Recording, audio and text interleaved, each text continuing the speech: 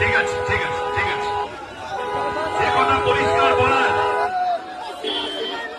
এই তৃণমূল, এই বিজেপি, এই দুটো আলাদা দল না।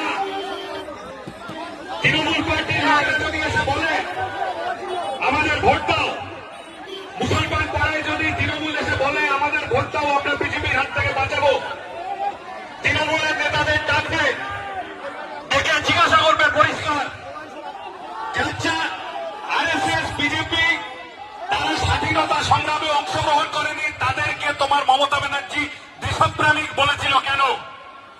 আরএসএস বিজেপিকে তোমার মমতা ব্যানার্জিকে তারা দুর্গা বলেছিল কেন? কেন বাজপেয়ী এর মন্ত্রিসভায় মমতা ব্যানার্জি মন্ত্রী হয়েছিল আরএসএস এর সাথে পুরনো রিশ্তা? बचपन का प्यार मेरा भूल नहीं जाना रे, भूल नहीं जाना, তাই তো? তারপরে এইটা বলবে, তারপর যদি বলে না ভোট দিয়ে তারা 2 নম্বর প্রশ্ন করবে, বলবে ওয়াকফ নিয়ে দিল্লিতে গিয়ে আন্দোলন করো বলেছিলে কেন?